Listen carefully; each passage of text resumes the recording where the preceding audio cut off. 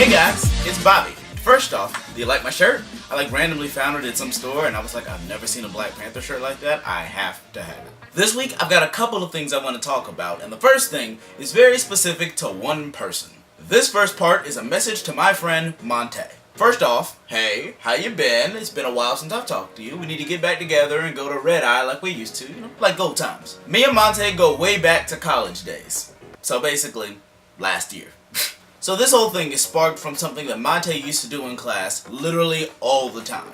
So as you all know, I went to a small school for about a year and a half, and so halfway through my year and a half of being there, Monte started doing this impression. An impression that was very popular amongst everyone that had ever heard him do it.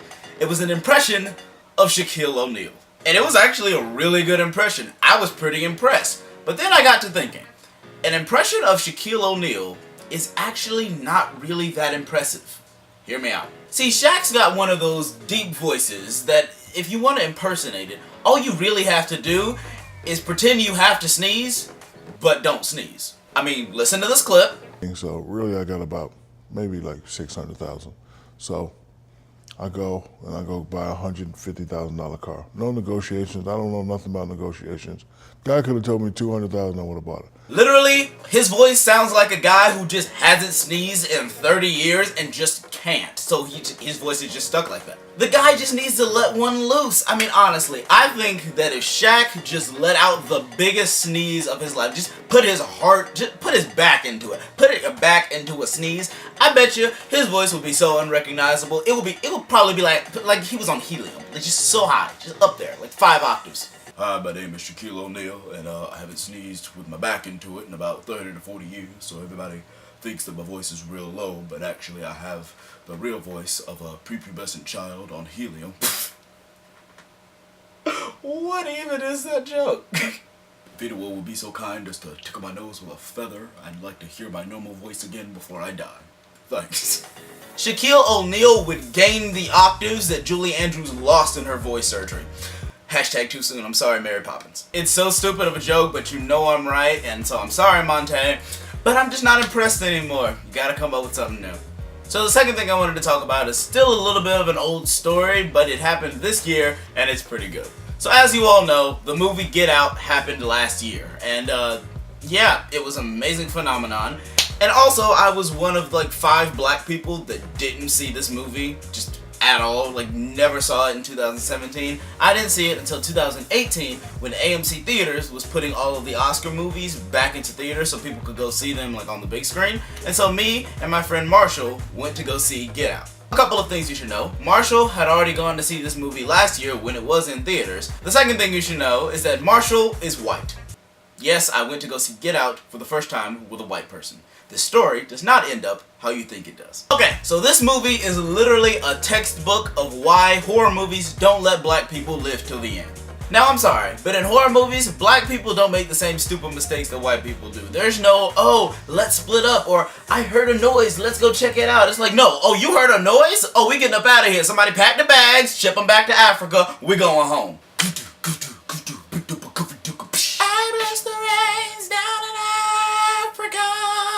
If something even remotely creepy happens, this movie already showed you what we gonna be doing.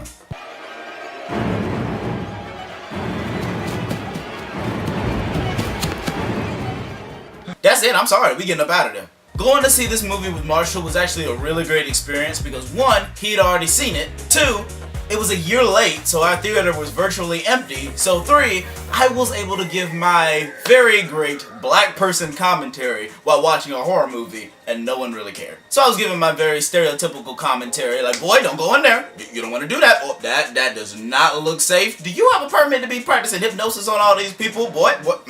Hey, you saw that, get out, get out, get out!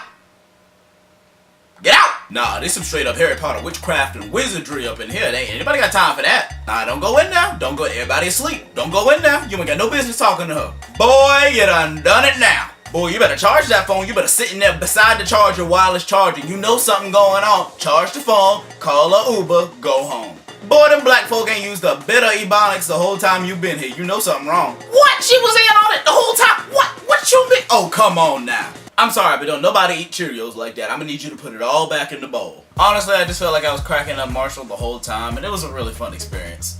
I actually wish that I had recorded my reaction to the movie because I feel like that would have been a pretty entertaining movie to watch in itself. Honestly though, I have never been more proud to be a black person in my entire life. Like, we did that. I mean, he did that, but we did that. We did that. Like, when the ending happened and like the twist happened and it actually turned out for the better, I actually applauded I was like, boy, you did it, and like, you did it. Jordan Peele is absolutely amazing, but I will say, if a white person had made that film, I don't think y'all would have liked it that much. That thing might have not been nominated. All the black folk would have been like, did you see that new movie, Get Out? Man, that white dude's so racist. He ain't have to write us like that. He ain't have to go there. I mean, he right though. That's exactly what I would have done. But ain't nobody asked him. He ain't have to do that. Black people would have been so conflicted about even liking that movie, but I completely understand. Alright, welcome back to another segment of Forgotten in Time. For those of you who didn't see the first time I did this is basically a segment where I've written down a bunch of the old ideas that I've had, but like that never actually happened. And I just picked them out one by one, and I'm gonna talk about why they didn't happen and what they were. Let's get started. Okay, here we go. This says PTX Medley. Oh, okay. Pentatonix is one of my top bands of all time. Like, literally, my favorite artists are as follows. Pentatonix, and on the same level is Charlie Puth, and then right below is like a bunch of other artists. But like, I've been trying to do a Pentatonix medley for literally years. Like, since I've been in high school, I've been trying to arrange a Pentatonix medley, and Pentatonix is so hard to arrange for because first of all, there's 5 people all a cappella. So there's one of little old me, and you've got somebody like Mitch who can sing higher than the rafters, and then you've got Avi. So literally they span the entire piano like inside of their like ranges. So I'm like, well, great, I can't do that. So I'm constantly having to like figure out groups of people that I can bring in to help like with the voices and all this stuff. It's a nightmare. I've arranged a medley that includes literally every single one of their original songs, excluding Christmas songs, because that's a separate medley. And I just can't get it off the ground because it's so hard to like, 1, get people to do it, 2, to like arrange it in a way that other people can also understand the parts that they're supposed to sing without having like write sheet music. It's a lot. Hopefully it's coming. I would love to do a Pentatonix medley. Alright, next one. Okay. Oh, well, that was 5, so I'm gonna try again. Here is 1. Alright.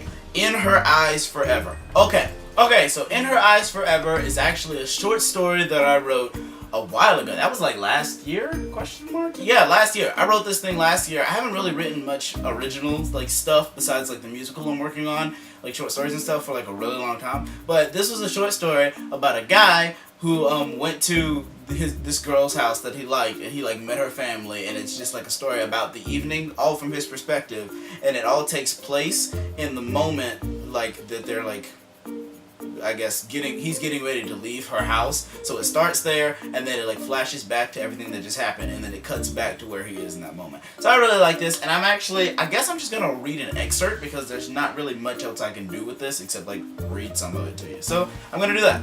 I stood there, staring back into her mesmerizingly hazel eyes for what seemed like an eternity. I didn't want to go. I couldn't bring myself to drop my gaze. She was stunning, absolutely beautiful as always, even though she would say she wasn't trying. But that didn't matter. She's beautiful regardless of preparation or intent. So it starts out really nice, and then it just flashes back to like when he first got there, and then goes through everything. And I really like it. Maybe I'll release it out one day, but yeah, who knows.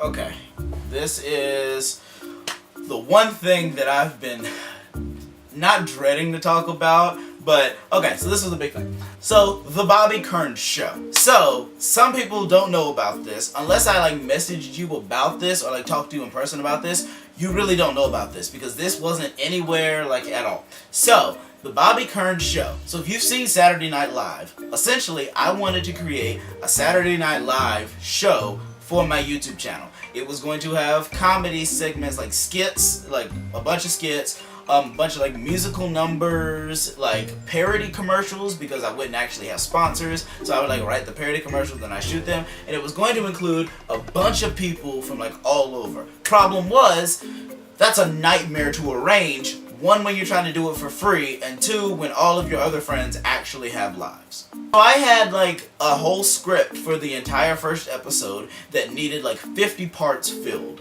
and I like cast like 30 something of my friends, and I like messaged a bunch of people. Like it was actually like probably like 35 people that I messaged, and I was like, hey, can you play this part in this commercial or in this skit, and yada yada yada. Some of the parts were really small, some of the parts were like bigger, and some people were going to be able to film on their own, so they didn't have to like meet up at the same time as this person and all that, but some people did need to be together. But I tried to arrange it in like a smart way to where I could get it done, but whoo, I'm gonna tell you that was a nightmare of a try. And I actually filmed one other thing for this, basically to completion, that's also in this like thing, so when we get there I'll tell you what it was. But yeah, it's a doozy, and that was a hard thing to do, but it never actually came to pass. Eventually I was just like, either I'm going to spend literally months trying to get this off the ground,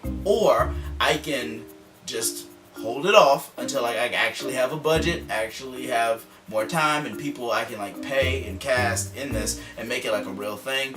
And so I just ended up doing that because there was absolutely no way. And then Kerns Corner like was birthed out of the failure that was the Bobby Kerns show. And so yeah, I think this is a way better thing anyway, because I can do this every single week and I don't necessarily need other people, even though other people are going to start making cameos in this, hopefully, once I can get like other people's schedules aligned and stuff. But yeah, this is better, and I'm sad that the Bobby Kerns show didn't happen because I had some really hilarious, like absolutely hilarious ideas. Maybe I'll do them as skits just for this thing, because I want to start doing skits in here too, and on my Instagram, so maybe those stuff will live on, but I don't know, who knows. Until then, the Bobby Kerns show is indefinitely on hold. Okay, one more, last one. Oh, that's what this, okay.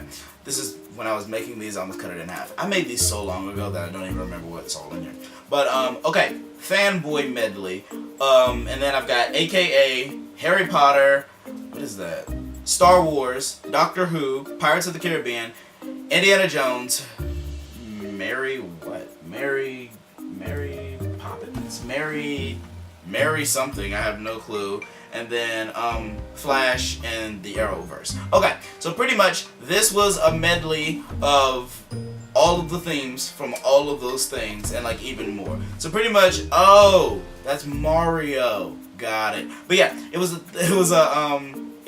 fanboy medley of just all of those things, because I know how to play like a bunch of those things. And I've even done a mashup of Pirates of the Caribbean and Doctor Who. Actually, I could just play a little bit of that. But yeah, I've done a medley of that, or like an arrangement of that, and I want to just combine all of the like most popular fandom themes like ever. And yeah, I never got around to it, but maybe I'll do it one day. But anyway, here's that Doctor Who and Pirates of the Caribbean mashup.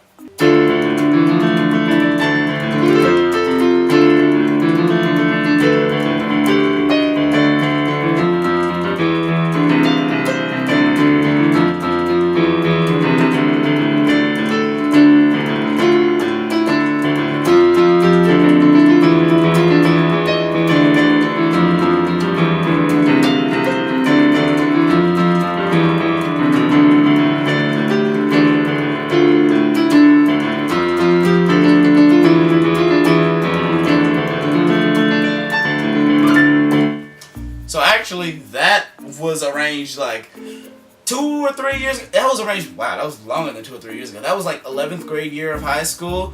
And I actually arranged that on an iPad, like first generation iPad in GarageBand. And I did the thing where you can like split the screen into like 2 different keyboards. And I was like bored at school one day and I had my iPad. So I was like, I'm going to figure out how to like mash up these 2 songs on the keyboard, like on the thing, just pressing the keys. And it was really cool because I figured it out before I even went to a piano. And then like I went to the piano, I was like, oh, this is way easier to do on 1 keyboard instead of 2. So it was really cool. But yeah, that's was pretty much it. So that's all for this segment of Forgotten in Time. If you didn't see the first time I did this segment, go back and watch that one. There'll be a link in the description below. I don't remember what episode it was on because I've already done so many of these that I've forgotten what order I've done what in. But yeah, this is a really fun segment, and I've still got a lot more things to go through. So yeah, who knows? Next time, maybe I'll hit up something even more interesting. You'll have to wait to find out.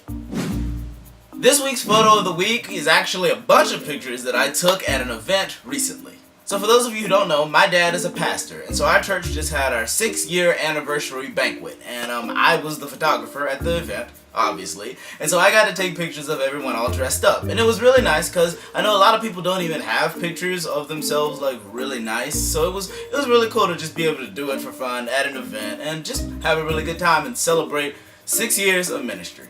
I'm also the minister of music at church, so I literally went from taking photos to going to play music, but it was all good. I'm definitely used to doing a bunch of stuff for church. I've been in church my entire life. If you like these photos and want to go see more, go follow my @BobbyKerns Productions page on Instagram, and you'll see a bunch more of my photography. Thank you so much for watching this week's episode of Kerns Corner. If you liked it, make sure you leave a like, comment, and subscribe so that our community can grow. Also, share this video with someone you think would like to hear my story about going to see Get Out. Don't forget that God loves you, and so do I. I'll see you next time.